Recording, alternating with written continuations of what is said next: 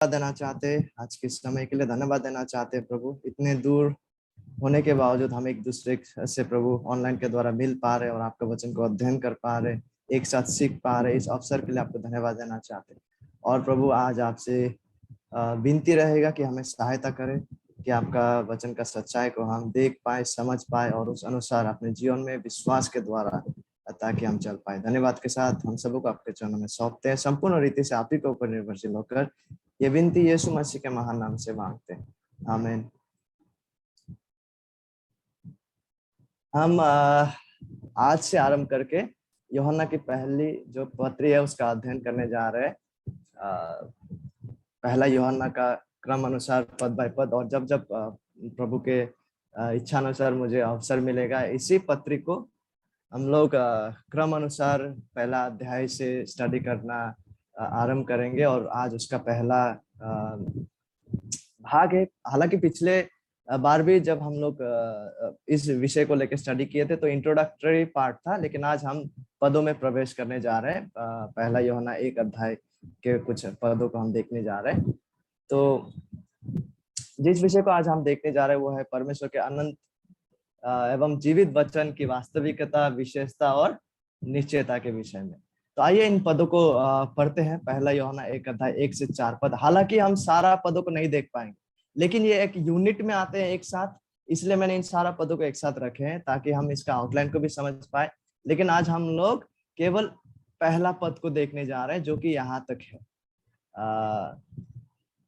तो लेकिन सारे पदों को पढ़ना चाहूंगा ताकि हम इस पदों को अपने संदर्भ में समझ पाए। परमेश्वर का वचन कहता है जो आदि से था। मैंने इसको इस जो आदि से कह के आरंभ किया है। हालांकि हमारे हिंदी बाइबलों में ये वाला सेंटेंस सबसे पहले आते हैं। हालांकि इस वाला सेंटेंस को पहले लाऊंगा, लेकिन इस क्रम में मैंने इसलिए रखा क्योंकि ओरिजिनल में ना जो आदि से था इसी ऑर्डर में शुरू होता है। तो जो आदि से था, जिसे हमने सुना और जिसे अपनी आंखों से देखा, वरन जिसे हमने ध्यान से देखा और हाथों से छुआ, उस जीवन के वचन के विषय में। यह जीवन प्रकट हुआ और हमने उसे देखा और उसकी गवाही देते हैं और तुम्हें उस अनंत जीवन का समाचार देते हैं जो पिता के साथ था और हम पर प्रकट हुआ। जो कुछ हमने देखा और सुना है उसका समाचार तुम्हें भी देते हैं, इसलिए कि तुम भी हमारे साथ सहभागी हो। और हमारी यह सहभागिता पिता के साथ और उसके पुत्र यीशु मसीह के साथ है। और ये बातें हम इसलिए लिखते हैं कि हमारा आनंद पूरा हो जाए। तो जैसे मैंने आरंभ में ही कहा है, इसका शीर्षक यानी कि हेडिंग, जब इन बातों को पढ़ रहे थे इन पदों को, तो हेडिंग मैंने इस हेडिंग को रखे हैं परमेश्वर के अनंत एवं जीवित वचन की वास्तविकता, विशेषता और निश्चयता। इन्हीं महत्वपूर्ण बातों को हम इन पदों में देख पाते हैं।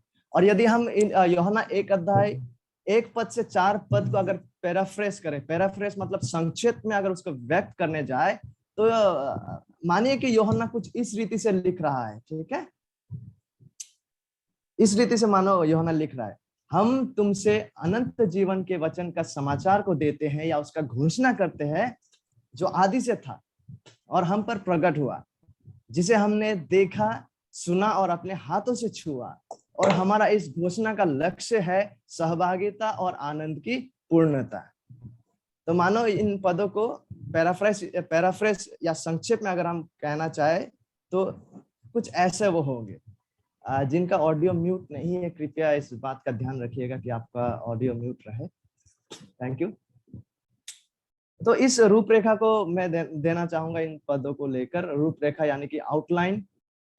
सबसे पहले परमेश्वर के जीवित वचन अनंत एवं अपरिवर्तनीय है, जिसे हम पहला यूहन्ना 1 अध्याय 1 पद के पहला हिस्से में देख पाते हैं। और इस आउटलाइन में दूसरा भाग परमेश्वर के जीवित वचन सच्चा, वास्तविक एवं ऐतिहासिक है, जिसे हम पहला यूहन्ना 1 अध्याय 1 पद के दूसरे भाग में देख पाते हैं। और फिर तीसरा जो आउटलाइन का हिस्सा है वो ये है परमेश्वर के जीवित वचन का अभिव्यक्ति या प्रकटीकरण, मैनिफेस्टेशन और प्रोक्लेमेशन और घोषणा, जिसे हम पहला यूहन्ना 1 अध्याय 2 पद से लेके 3 पद का पहला भाग तक में देख पाते इस विषय में।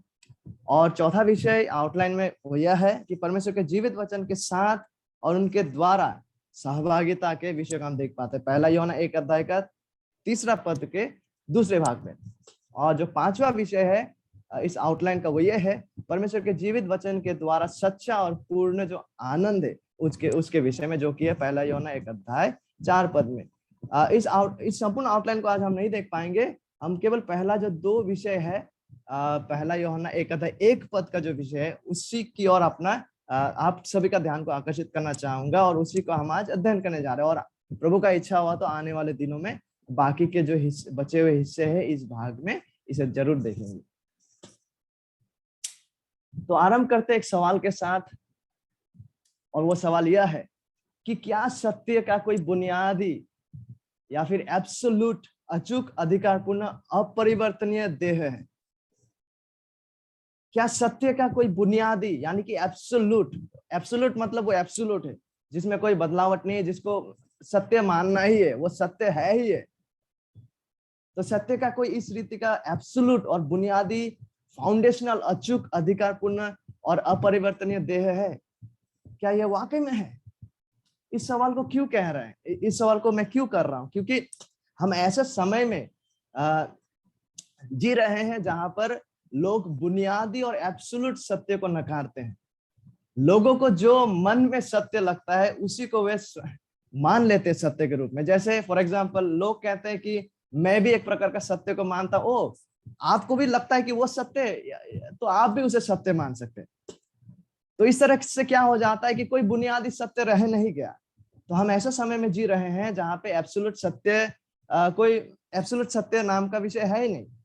इस प्रकार का समय में हम बात कर रहे हैं। लोगों को जो उसको अपने मन में सच लगता है वो उसी को मानते जाते हैं। और यहाँ तक कि कलीसिया आज इंक्लूसिव हो गया। इंक्लूसिव मतलब कलीसिया जो है सब प्रकार के विचारधारा के प्रति वो खुले हुए हैं और उसको टॉलरेट कर रहे हैं और उसको ग्रहण कर रहे हैं, चाहे वो कोई भी प्रकार का आइडिया क्यों ना हो, चाहे वो अनबिब्लिकल और अबाइबलीय विचारधारा है क्यों ना हो।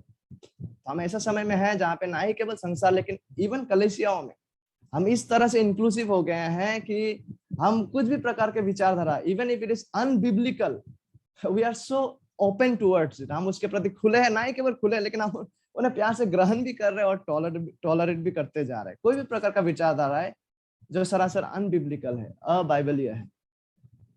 लेकिन ठीक है, लेकिन प्रेरितों ने, हमारे प्रभु यीशु मसीह के प्रेरितों ने एवं पवित्र शास्त्र के परमेश्वर प्रेरित लेखकों ने संपूर्ण रीति से उस सत्य के देह को लेकर आश्वासित और सुनिश्चित थे, ठीक है, कि वह सत्य जो है वह एब्सोल्यूट है, बुनियादी है और अपरिवर्तनीय है, मतलब अनचेंजेबल, वो चेंज नहीं होता है। और वो सत्य क्या है?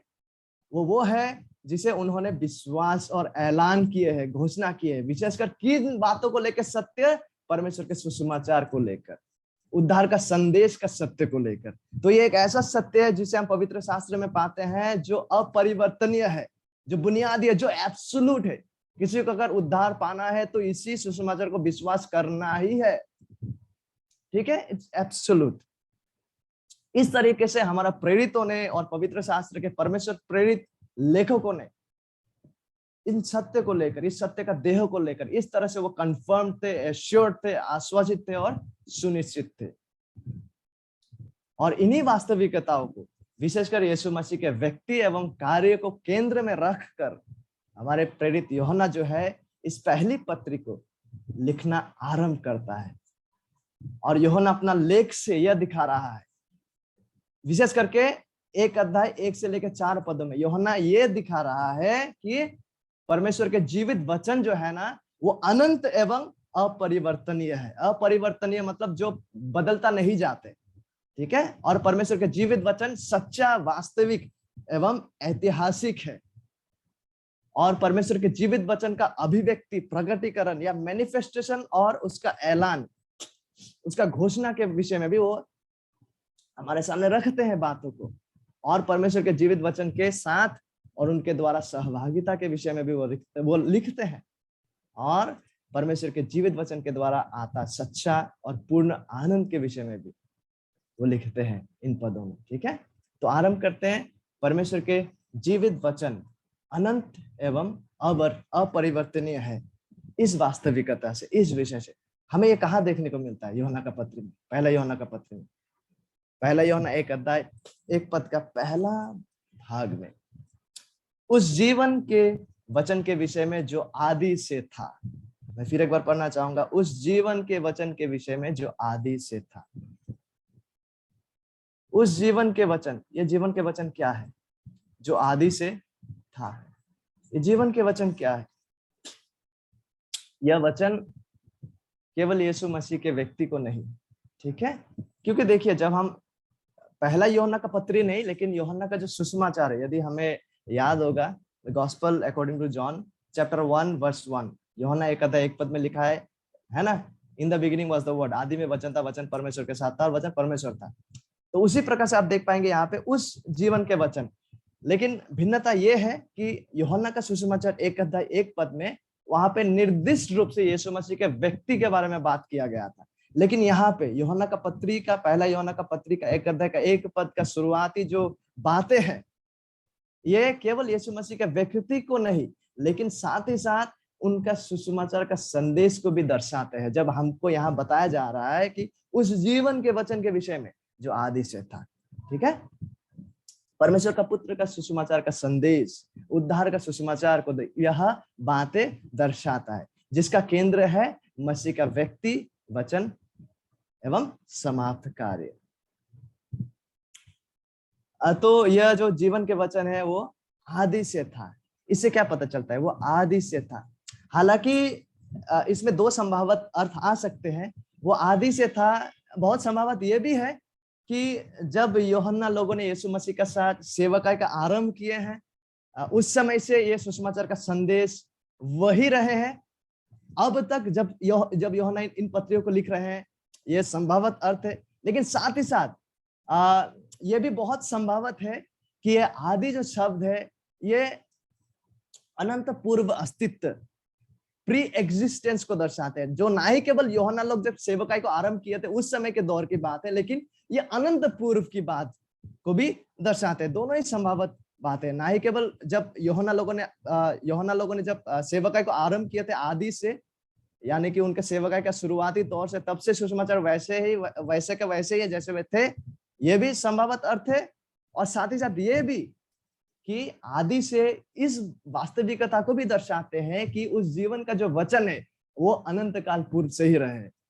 यीशु मसीह का व्यक्ति और उसका सुसमाचार का संदेश जो है ना, वो अनंत है, आदि से, और साथ ही साथ वो अपरिवर्तनीय है, जो बदलता नहीं है।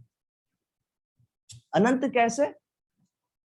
जब हम आदि से शब्द को देखते हैं, यहां से हमें ये पता चलता है कि ये, क्योंकि आदि में वचन था। जब हम यूहन्ना 1 अध्याय 1 पद पढ़ते, वो हमें ये दर्शाते है कि वो आदि का बात को कह रहा है, अनंत पूर्व अस्तित्व का बात। उसी तरह से यहाँ भी आदि शब्द जो है, हालांकि ये, इसका संभावित अर्थ ये भी हो सकता है कि यूहन्ना लोगों ने जब सेवाकाई को आरंभ किए थे यीशु मसीह का साथ, लेकिन साथ ही साथ जब हम संदर्भ में देखते हैं, ये आदि जो है, ये अनंत पूर्व अस्तित्व, ये आदिकाल पूर्व अस्तित्व, अनंतता को भी दर्शाते। क्यों, कैसे पता चलता है? क्योंकि संदर्भ में जब हम पहला यूहन्ना का पत्र 1 अध्याय 2 पद को पढ़ते हैं, वहां पे लिखा है, इस वचन का जो संदेश है, इसके बारे में ऐसा कहा गया है कि जो पिता के साथ था। सो समवेयर ये अनंत पूर्व अस्तित्व को दर्शाते हैं। ठीक है, तो हमें यहाँ से ये पता चल रहा है कि उस जीवन के वचन, ठीक है, प्रभु यीशु मसीह का व्यक्ति, उसका समाप्त किया कार्य का जो संदेश, सुसमाचार का जो संदेश है, उद्धार का जो सुसमाचार है, वो क्या है? वो अनंत है, वो अनंत है। और जब हम प्रकाशित वाक्य भी पढ़ते हैं 13 अध्याय 8 पद, वहां पे इन वास्तविकता को जिक्र को हम पाते हैं, जहां पे लिखा है उस मेमने के बारे में जो जगत की उत्पत्ति के समय से घात हुआ है। तो कहीं ना कहीं ये आदि से होना, इस वचन का आदि से रहना, ये कहीं ना कहीं अनंत स्थिति को दर्शाते। हालांकि ये भी सच है कि आदि यूहन्ना लोगों ने जब अपना सेवकाई को यीशु मसीह के साथ आरंभ किए थे, उसको भी दर्शाते होंगे, लेकिन कहीं ना कहीं द अंडरलाइंग रियलिटी ये भी है कि ये जो वचन है, जीवन का वचन, इट्स इटर्नल। ठीक है, इट्स इटर्नल। विशेष करके कौन सी संदेश? सुसमाचार का संदेश, उद्धार का सुसमाचार, प्रभु यीशु मसीह का सुसमाचार का जो संदेश है, इट्स इटर्नल। और ना ही केवल वो अनंत है, लेकिन साथ ही साथ वो अपरिवर्तनीय है। अपरिवर्तनीय है क्योंकि वो आदि से था, वो आदि से था। हाउ इज इट अपरिवर्तनीय? फिर क्योंकि वो आदि से रहा है। और यूहन्ना लोग जब थे, यूहन्ना जब इस पत्री को भी लिख रहा है, तब भी वो वैसा ही रहा जैसे वो आदि से था। वो बदल नहीं गया है समय में। ठीक है, यीशु मसीह के सुसमाचार का संदेश समय के साथ नहीं बदल जाता। समय बदल जाते हैं, इतिहास बदल जाते हैं, ऋतुएं बदल जाते हैं, लेकिन यीशु मसीह के सुसमाचार का संदेश वही है जो वो शुरुआत से रहे। ठीक है, सच्चा शास्त्र सम्मत सुसमाचार वही है जो आदि से था।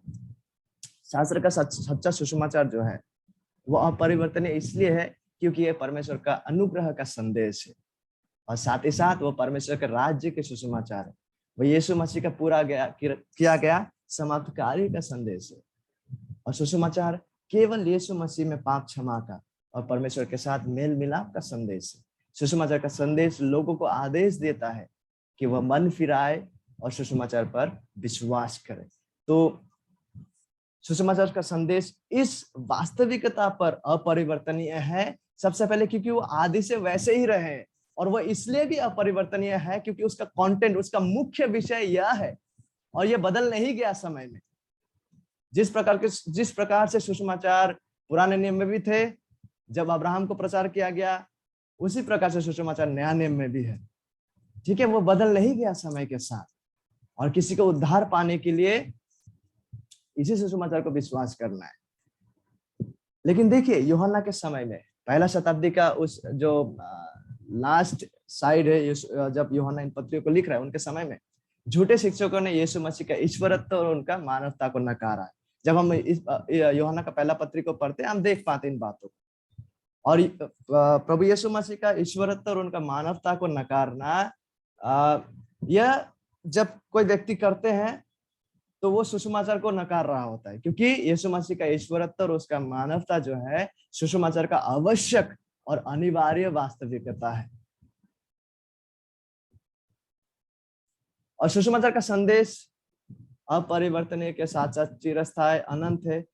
इसमें कुछ भी जोड़ा या इससे कुछ भी घटाया नहीं जा सकता, क्योंकि ये अपरिवर्तनीय है। जैसा परमेश्वर ने इसे रखे हैं, जैसा परमेश्वर ने इसका नींव को रचाया है, वो वैसा ही, ये परमानेंट है। सुसमाचार का यह संदेश, प्रभु यीशु मसीह का सुसमाचार का यह संदेश, इसमें से कोई भी व्यक्ति जो है, हम मनुष्य लोग, इसमें कुछ भी हम नहीं जोड़े और इससे ना घटाए। इसमें कुछ भी जोड़ाया, इससे कुछ भी घटाया नहीं जा सकता। ये अनचेंजेबल है, ये परमानेंट है।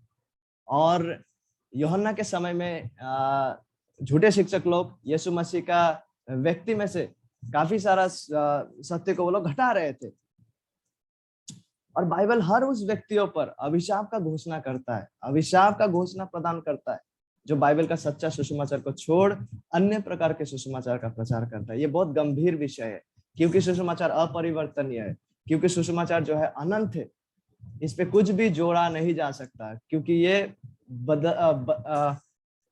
बदलते जाने वाला सुसमाचार नहीं है, ये परमानेंट सुसमाचार है।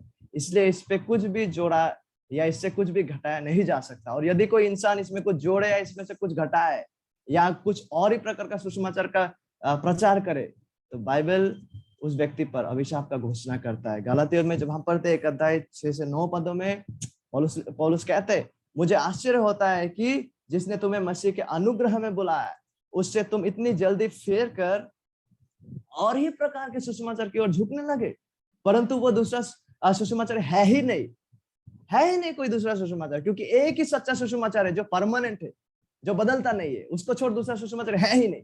पर बात यह है कि कितने ऐसे हैं जो तुम्हें घबरा देते और मसीह के सुसमाचार को बिगाड़ना चाहते हैं, परंतु यदि हम या स्वर्ग से कोई दूत भी उस सुसमाचार को छोड़ जो हमने तुमको सुनाया था, कोई और सुसमाचार तुम्हें सुनाए, तो शापित हो। जैसे हम पहले कह चुके हैं, वैसे ही मैं अब फिर कहता हूं कि उस सुसमाचार को छोड़ जिसे तुमने ग्रहण किया है यदि कोई और सुसमाचार सुनाता है तो शापित हो, डबल अभिशाप का घोषणा करते हैं। ठीक है, तो ये इतना ही गंभीर है। प्रभु यीशु मसीह का सच्चा सुसमाचार जो आदि से थे, जो अपरिवर्तनीय है, उस जीवन के वचन के विषय में जो आदि से थे।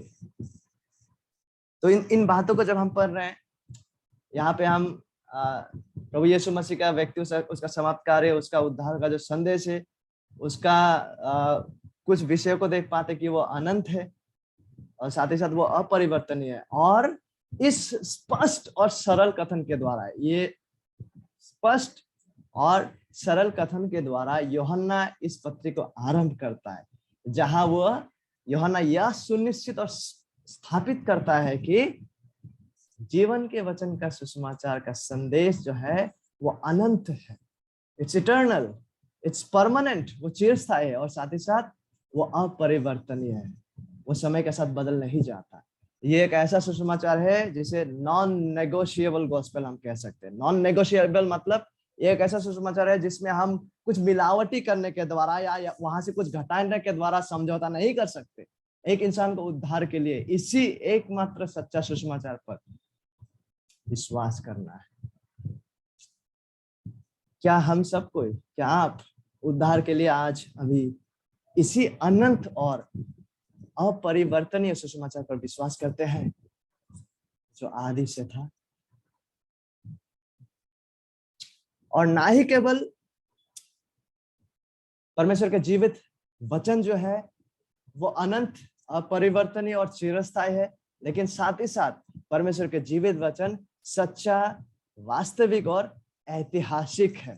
ठीक है, हम इसे कहाँ देख पाते हैं? पहला यूहन्ना 1 अध्याय 1 पद का दूसरा भाग को जब हम पढ़ने लगते हैं, ऐसा लिखा हुआ है, जिसे हमने सुना, यानी कि परमेश्वर के जीवित वचन के बारे में कहा जा रहा है जो आदि से था। ठीक है, जिसे हमने सुना और जिसे अपनी आंखों से देखा, वरन जिसे हमने ध्यान से देखा और हाथों से छुआ।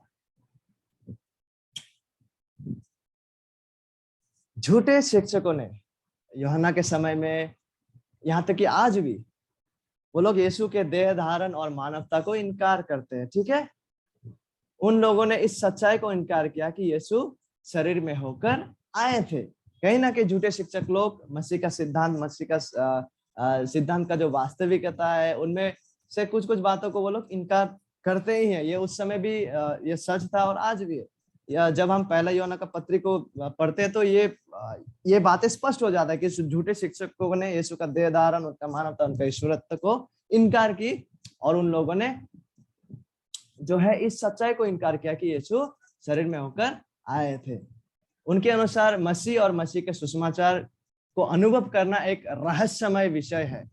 इसको नोस्टिसिज्म कहते हैं, जैसा हम लोगों ने इंट्रोडक्शन के समय में भी देखे थे कि उनके अनुसार कुछ गुने चुने व्यक्ति लोग हैं जो आत्मिक रूप से उच्च पद में है और परिपक्व है आत्मिक रूप से। उनके विचारधारा के अनुसार केवल वही लोग इस सुसमाचार को और मसीह को जो है ना अनुभव कर सकते हैं, और यह एक रहस्यमय विषय है उन लोगों के लिए।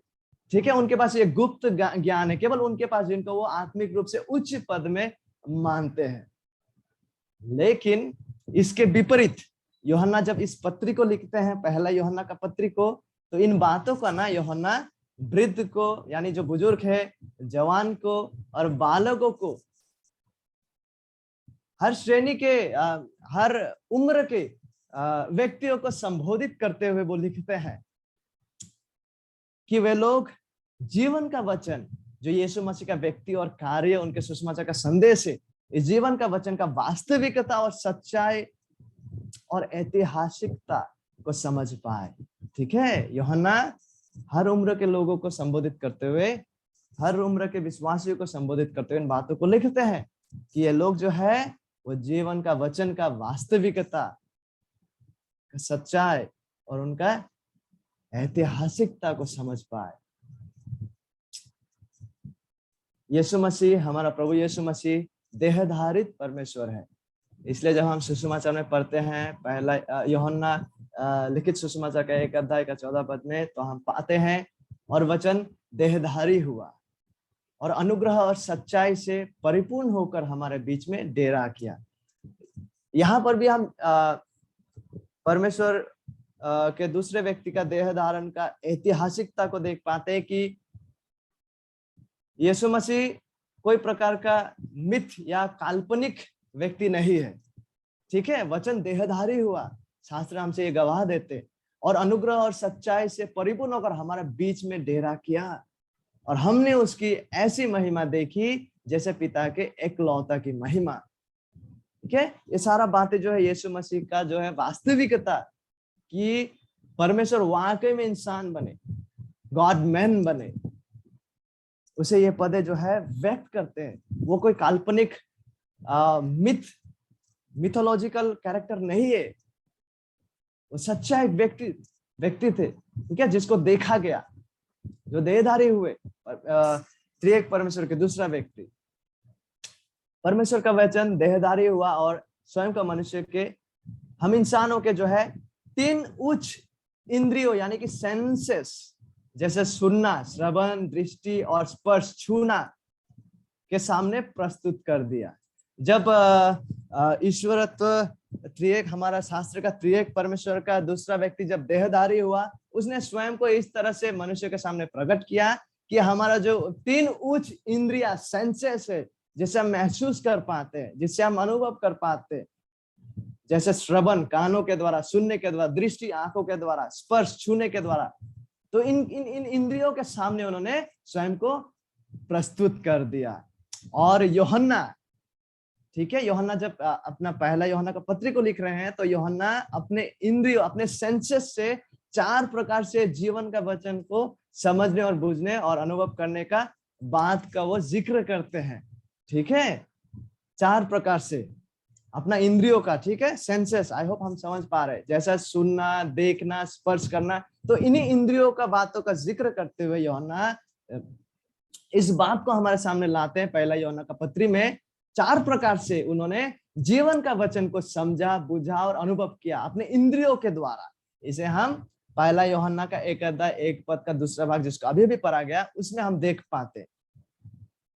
लिखा है, जिसे हमने सुना, उन्होंने सुनने का इंद्रिय का सुनने का इंद्रिय के बारे में अनुभव को और सुनने के द्वारा बुझना, समझने के बात को वो व्यक्त करते हैं। और केवल सुनना ही नहीं, लेकिन और जिसे अपनी आंखों से देखा। सो ये पहला, इस प्रकार से उसने अनुभव किया।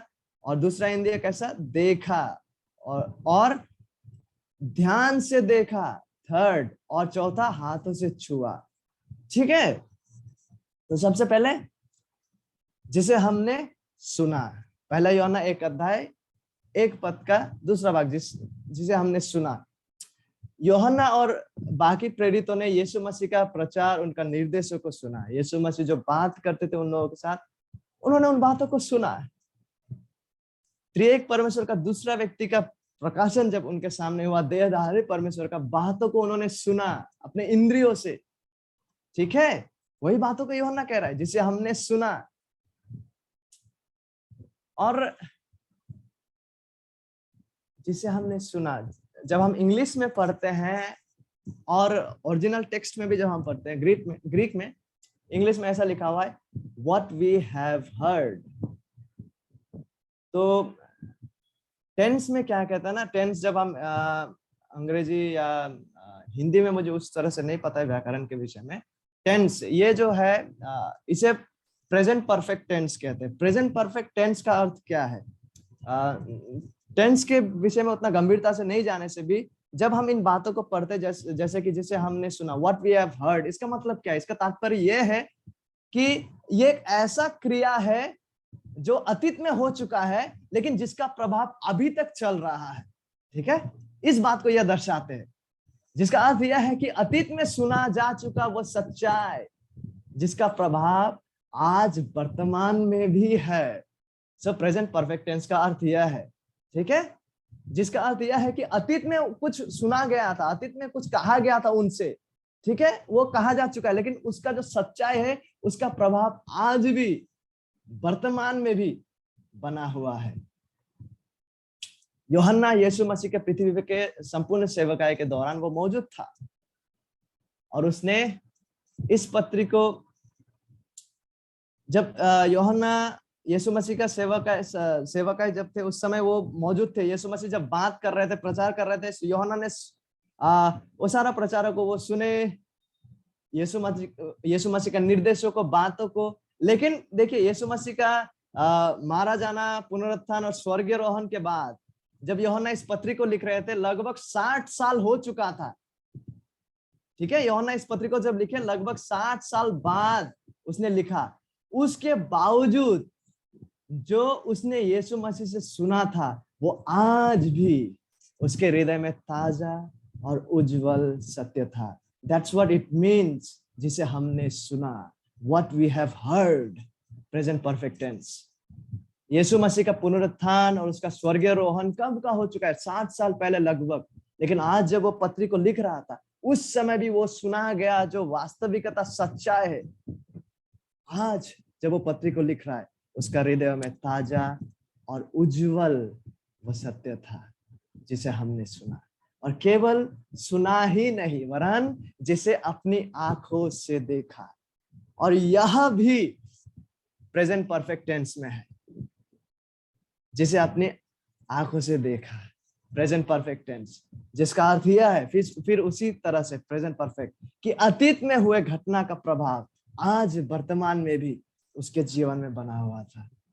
और एन अमेजिंग रियलिटी, जिसे अपनी आंखों से देखा। यूहन्ना ने वास्तविक रीति से देहधारित यीशु को अपने शारीरिक आंखों से देखा। ठीक है, इसमें कोई संदेह नहीं है, क्योंकि वो आंखों शब्द को यूज कर रहा है। ठीक है, दैट मीन्स लिटरली वो अपने फिजिकल शारीरिक आंखों से उसने यीशु मसीह देहधारित परमेश्वर को उसने देखा अपने शारीरिक आंखों से।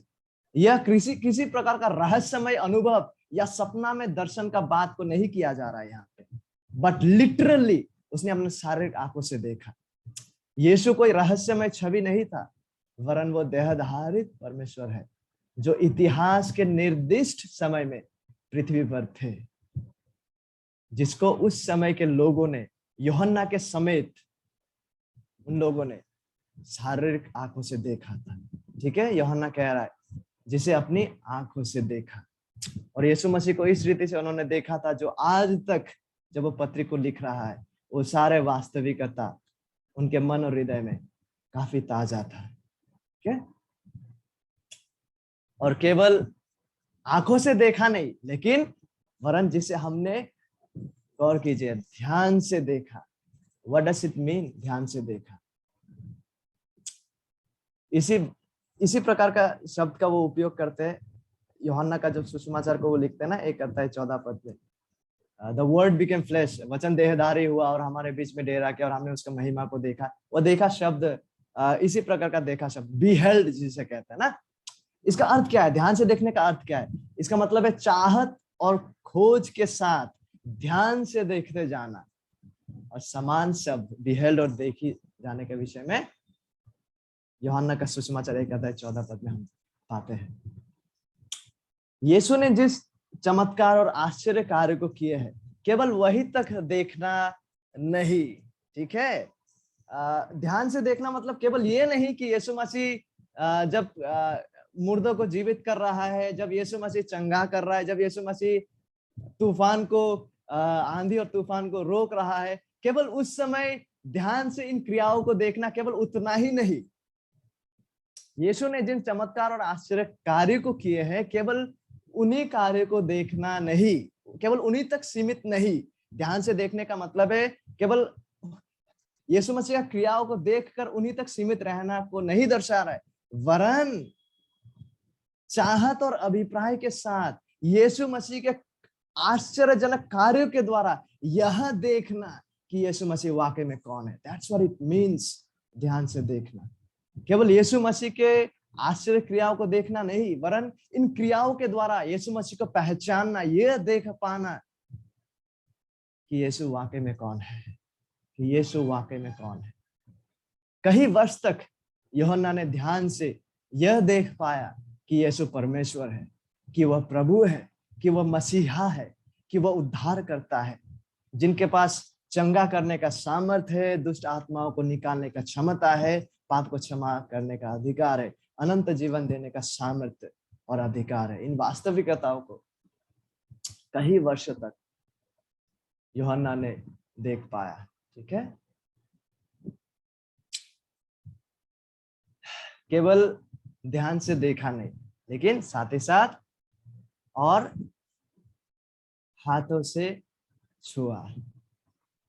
जॉन स्टॉट नामक प्रभु का दास इस बात को लेकर ऐसा टिप्पणी वो करते हैं, देखना अधिक विश्वास संप्रत मतलब कंपेलिंग था।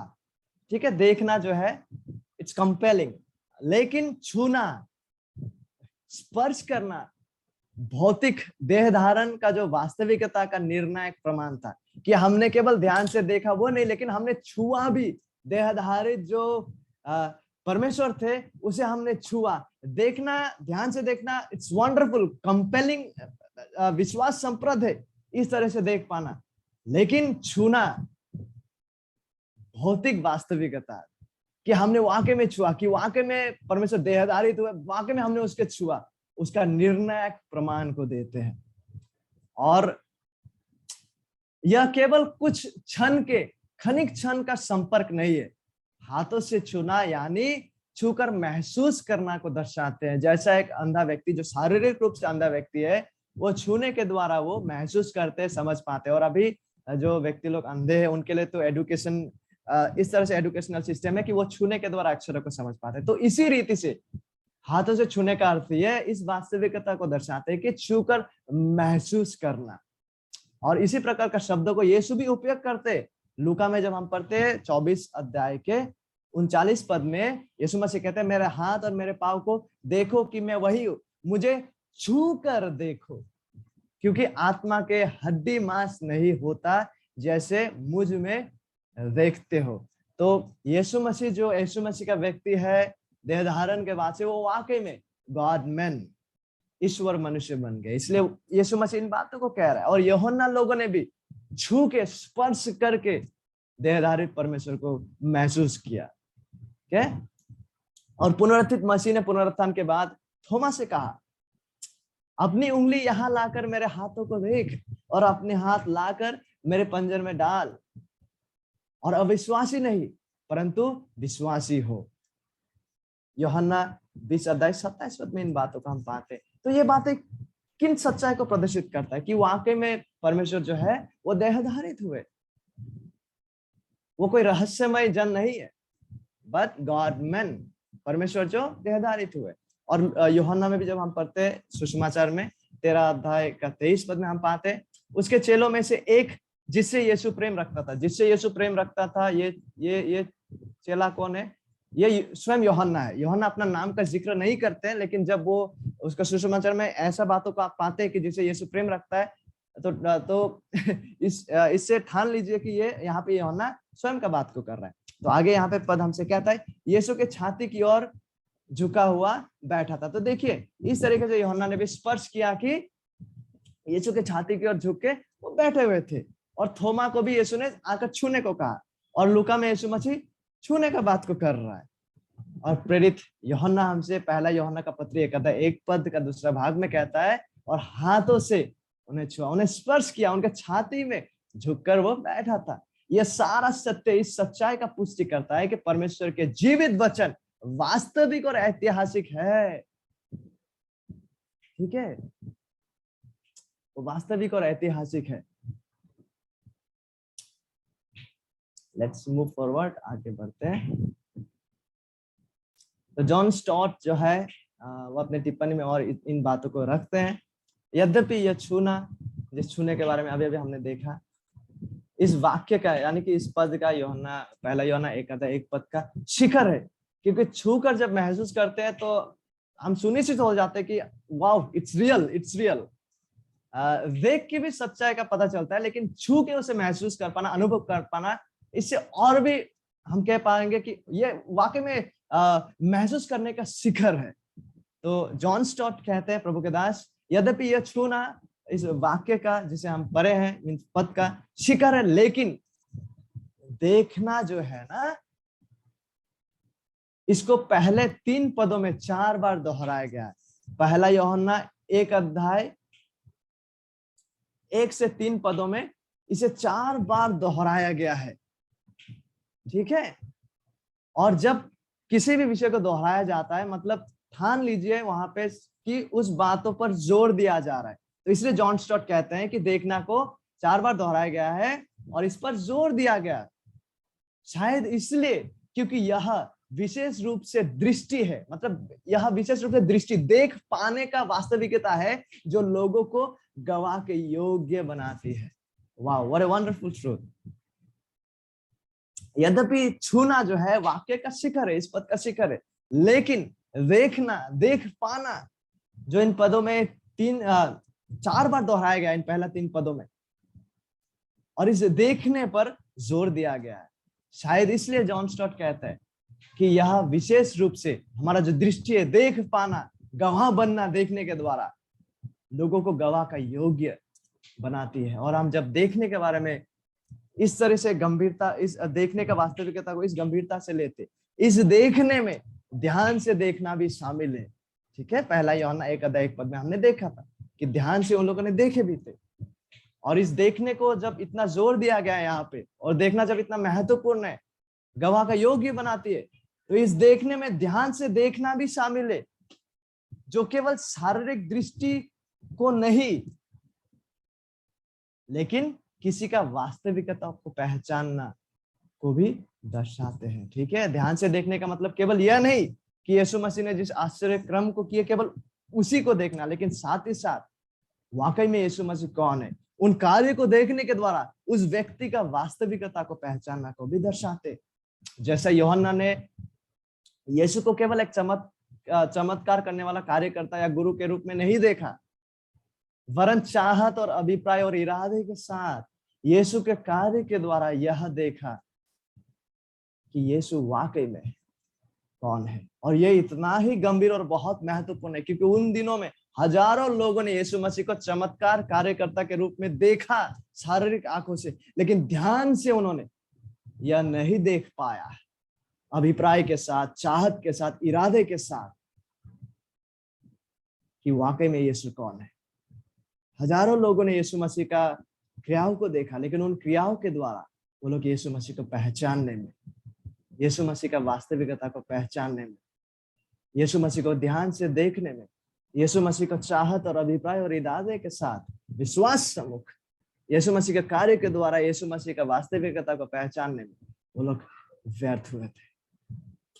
तो आज हम जितने भी हैं, यीशु को किस दृष्टि से हम देखते हैं? क्या वो आपके लिए केवल एक आश्चर्य कार्य करता है, वंडरफुल मिरेकलस वर्कर, या केवल शारीरिक चंगाई प्रदान करने वाला, या केवल आपके और मेरे भौतिक जरूरतों को पूरा करने वाला? क्या है यीशु हमारे लिए? यीशु को हम किस दृष्टिकोण से, किस नजरिया से देखते हैं? क्या केवल आश्चर्य कार्यकर्ता के रूप में, या केवल शारीरिक चंगाई प्रदान करने वाले के रूप में, या केवल आपके और मेरे अर्थली जरूरतों को पूरा करने वाले के रूप में? क्या हम केवल इसी रीति से यीशु को देखते? देखिए, इस पर कोई शक नहीं है कि यीशु मसीह वाकई में वो आश्चर्य कार्य करता है। He does wonders, और वो चमत्कार करता है। लेकिन यह काफी नहीं है कि यीशु को केवल एक मिरेकलस या मिरेकल वर्कर, चमत्कार कार्यकर्ता के रूप में देखकर उसके पास आना। निकोदेमस यीशु मसीह का चमत्कार क्रियाओं को देखकर उसके पास आया था, लेकिन केवल उस चमत्कार क्रियाओं को देखकर यीशु मसीह के पास आना काफी नहीं है। A person must be born again. एक इंसान को नया जन्म की आवश्यकता है, वाकई में यीशु को ध्यान से देख पाने के लिए, यीशु मसीह के क्रियाओं के द्वारा यह देख पाने के लिए कि यीशु मसीह वाकई में कौन है। इसलिए यह पर्याप्त नहीं है। लेकिन इसमें कोई शक नहीं है कि यीशु मसीह आश्चर्य क्रम को करता है, हमारे जरूरतों को पूरा करता है, वो चमत्कार करता है, ये सच है। He does wonders. लेकिन केवल उस क्रियाओं को देखकर उनके पास आना इतना ही पर्याप्त नहीं है, हमें उसे ध्यान से देखना भी है, उसे चाहत और अभिप्राय और इरादे के साथ यीशु मसीह के कार्य के द्वारा उसे पहचानना कि वो वाकई में कौन है, यह भी आवश्यकता है। ठीक है, यीशु ने स्वयं को परमेश्वर होने का दावा किया है। उन्होंने, वो केवल मिरेकल वर्कर नहीं है, he claimed to be God। जब हम यूहन्ना का सुसमाचार को पढ़ते, जितने सारे बार उन्होंने आई एम कहे हैं, मैं हूं, हर वो जगह में वो दावा कर रहा है कि वो यहोवा है। उन्होंने दावा किया है यूहन्ना 14 अध्याय 6 पद में कि वही एकमात्र मार्ग है, सत्य, मार्ग, सत्य और जीवन है पिता के पास पहुंचने के लिए। क्या हम सबको शास्त्र के द्वारा यीशु मसीह को इस रूप में देख और विश्वास करते हैं जैसे बाइबल उसे हमारे सामने प्रदर्शित करता है?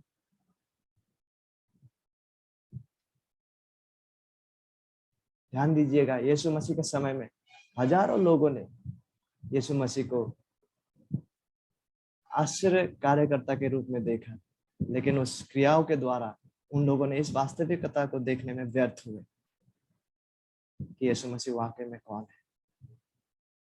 यीशु मसीह स्वयं को परमेश्वर होने का दावा करता है। यीशु मसीह एकमात्र मार्ग है उद्धार का। स्वर्ग के नीचे मनुष्य के बीच में कोई दूसरा नाम नहीं है। क्या हम आज शास्त्र के द्वारा यीशु मसीह को इस रूप में देखते और विश्वास करते हैं जैसे बाइबल उसे हमारे सामने प्रदर्शित करता है? यह बहुत आवश्यक है कि हम यीशु के व्यक्ति और उनके समाप्त कार्य और उनके सुसमाचार का संदेश को शास्त्र सम्मत रीति से समझे और विश्वास करें। और इसी नींव को यूहन्ना यहाँ रच रहा है कि परमेश्वर का जीवित वचन जो है वो अनंत है, वो अपरिवर्तनीय है, वो वास्तविक है और वो ऐतिहासिक है। आज हमने जिस पदों को देखे, उन पदों के द्वारा हम इन वास्तविकता को देख पाते हैं। ठीक है, प्रभु हमें सहायता करे कि हम यीशु मसीह को उसी रूप से देख और विश्वास करें और ग्रहण करें जैसे शास्त्र हमें उसे हमारे सामने पेश करते। और आज के पदों के द्वारा यूहन्ना परमेश्वर का जीवित वचन को इस रूप से हमारे सामने पेश करते हैं कि यहोवा का, परमेश्वर का जीवित वचन जो है वो अनंत, अपरिवर्तनीय, वास्तविक और ऐतिहासिक है। प्रभु हमारा सहायता करे कि हम शास्त्र सम्मत रीति से, जैसे शास्त्र हमें दिखा रहा है, जैसे यूहन्ना हमें दिखा रहा है, उस रीति से हम यीशु मसीह को देखें, उस रीति से समझे और उन पे सच्चा विश्वास के द्वारा बने रहे।